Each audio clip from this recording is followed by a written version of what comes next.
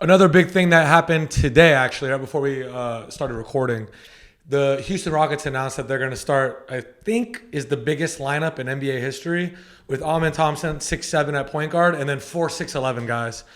They are getting credited, and I think rightfully so, for doing the double big man lineup that's been popular last year in the NBA with Steven Adams and Şengün. I know the NBA is all trends, right? So everyone played two bigs all the time. Then the Warriors came and Draymond Green, I'll give them the credit, revolutionized the game by going small ball and making everything switchable. Do you see it now going where having a big team is a premium?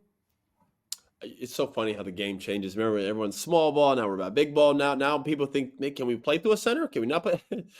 It's a copycat league. I could care less if it's a center. Not. I just want the best players in the world in the league. That's what I want the NBA to be. I don't care if it's 10 point guards on one team. I don't care. I want whoever's the best 400 plus players in the world in the NBA. That's what I care about. I care about But the are we purity of going? the Are we game. going to positionless basketball? Because you and me were talking about it on the last pod, where we're going to get to a point where whoever gets the rebound just brings it up. Like if you're a Magic I do fan and Powell believe. gets the rebound, Franz gets the rebound, don't look for Jalen Suggs. Like you're bringing it No, up. That's the I future of the do game. believe.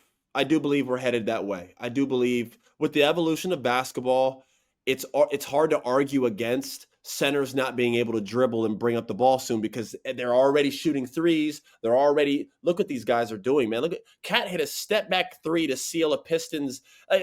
The things that these centers are doing, you would never. Hakeem Olajuwon is one of the greatest players of all time, greatest centers of all time. He was great in his own way and is a different era. Could you imagine him doing a step back 3-pointer? You can't even envision it because that's not what the game was played then. Now, obviously, with the evolution, we have what we have. So how could you not think that they're going to be dribbling the ball up soon?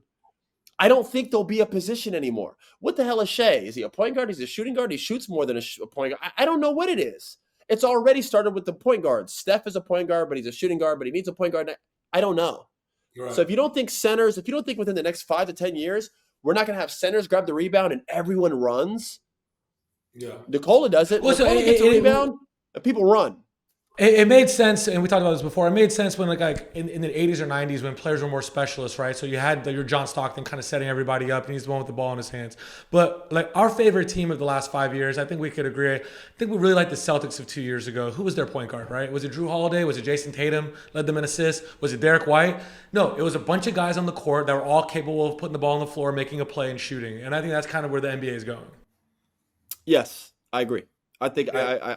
I believe it will be positionless basketball. Multiple guys will be able to cut, drive, shoot, defend, dribble. It'll just be a matter of where you position them and who they guard. But playing style wise, it's just going to be an up and down track meet full of skill.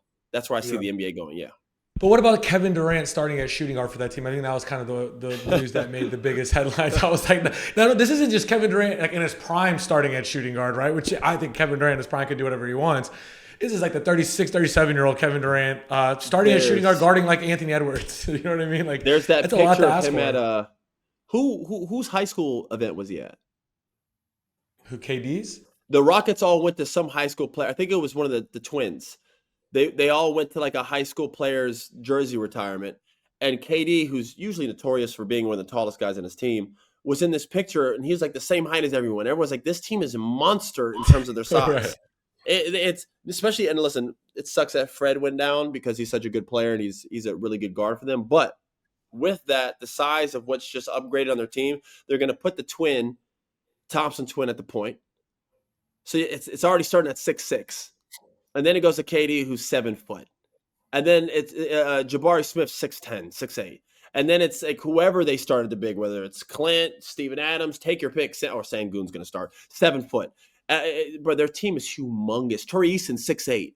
They are big. They're long. They can defend. They can switch multiple positions in terms of multiple guys being able to guard point guard, shooting guard, center. They have 5 guys. They'll be able to switch 1 through 5, which is very valuable for lack of help side and rotation. They won't have to deal with a lot of that because they're all like-sized guys. They'll be able to just switch 1 through 5. It makes them very dangerous on defense. And with a coach like Ime, and with them already being one of the top defensive teams in the league last year, you've added more size and length. Even guys like Finney Smith. Finney Smith's a hard-nosed defender. They've added a bunch of dudes that will defend. Now, Kevin is not the greatest defender, but he's long and athletic, and he's going to give you 20 plus per game so you can get over it. So that's what they got going on right now. They're going to be very big, and they're going to be good. Right. Houston's So Fred dangerous. VanVleet obviously going down is a problem, right? And it's not a positive thing for the Rockets. He's too good of a player. You can look at it as, like you said, opportunity for the Thompson twin to grow. But you know what else it is? It could be Reed Shepherd time, man. I saw him against the Atlanta Hawks starters the other day. He looked unbelievable. He looked fantastic. He's shooting the ball 2-3 feet. He had 20-something points, 25, 26 points, 27 points, shooting deep behind the line. If you can get that, then now we're talking title contention. If you can get a solid Reed Shepherd, now he's not going to be putting up those type of numbers, but if you can get a Reed Shepherd who can come off the bench and give you double digits, whether it's 11, 12 points, some assist, you're good.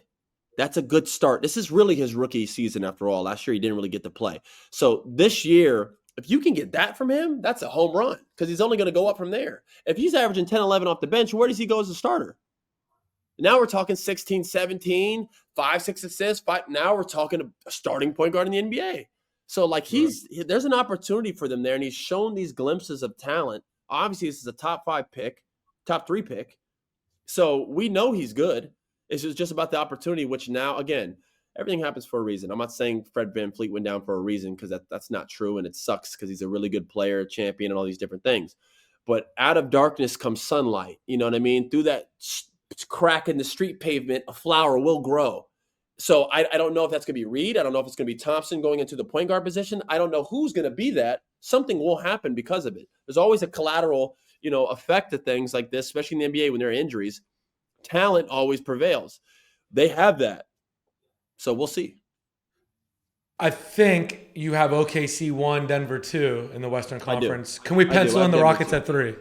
Yes, that's my top 3. And honestly, you could pick any order. Because during the season it's a crapshoot. Now in the playoffs, I'm going OKC 1.